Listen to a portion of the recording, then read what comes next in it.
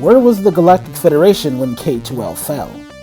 It is really one of the most important questions in the series. When Ridley and his pirate marauders laid siege to the planet of K-2L, the miners, led by Chief Rodney Aran, attempted to radio the Federation for help, but got nothing in response, and as we know, the villagers tried and ultimately failed to repel the pirate invaders, which unintentionally gave rise to one of the greatest figures in galactic history, Samus Aran. But the question remains, why? Why was K-2L completely undefended, and where was the Galactic Federation when the planet needed them most? Let's take a look.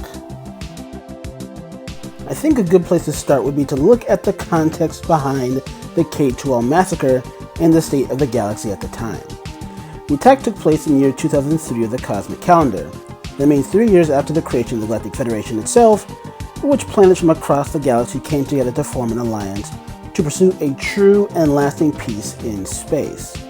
Humans, for their part, seem to have been in an early colonization period, as consistently the human worlds we see, namely worlds like K-2L, or Planet Liberty, or even Planet Norian for that matter, these worlds are sparsely populated and lacking in large urban sprawls, most of them being in agriculture or industry of some sort. The only planet inhabited solely by humans with significant population centers that we know of would be Earth itself.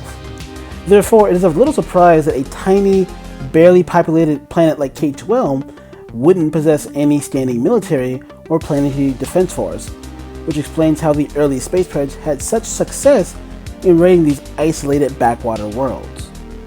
But that only addresses the problem at the local level. Why didn't the federal government do anything about the pirate threat? The answer lies in that ubiquitous catchphrase, a true peace in space.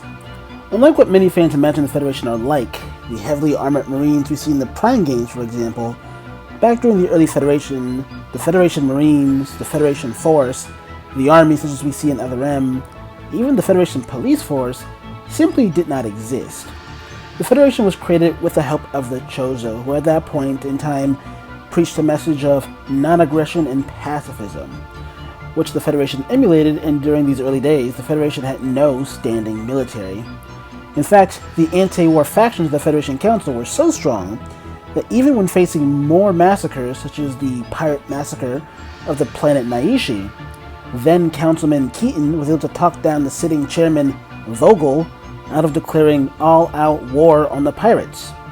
In fact, it took 11 years between the slaughter of K-2L and the introduction of the Galactic Federation Police, an organization that certainly meant well and could even bust up the occasional small pirate operation. But when 99% of your territory is open space, the space pirates operating under a stateless strategy, and you have an entire galaxy to patrol, simply put, the police were largely ineffective and completely spread too thin.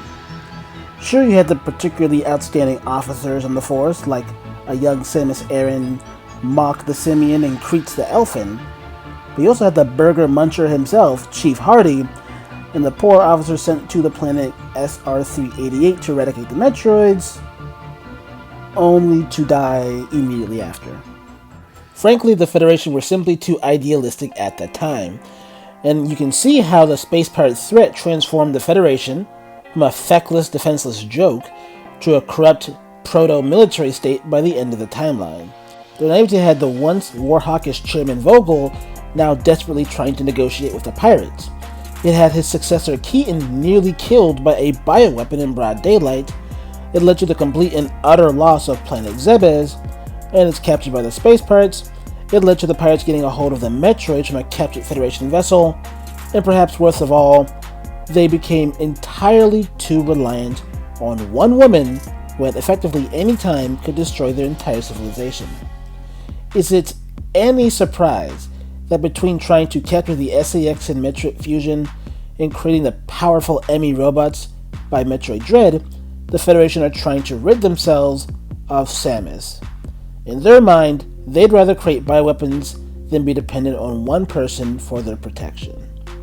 So, where was the Federation when K-2L fell? Exactly where they shouldn't have been.